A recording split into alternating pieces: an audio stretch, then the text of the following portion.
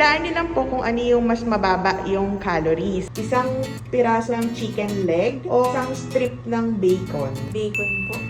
Isang teaspoon ng asukal o isang teaspoon ng oil. Asukal po.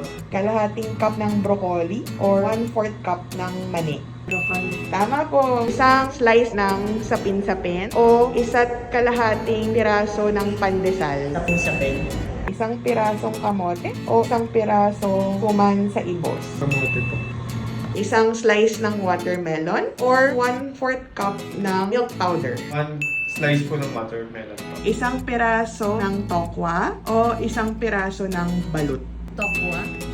2 pieces ng banana chips or isang slice ng avocado. Isang slice ng avocado.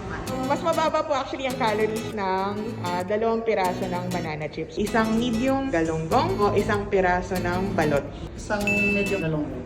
Isang cup ng bihon o half cup ng rice. Half cup ng rice.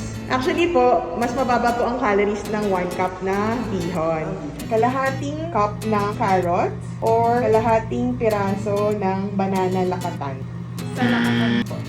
Mali, no? So, ang sagot is yung carrot. Half cup ng kalabasa o isang slice ng mangga.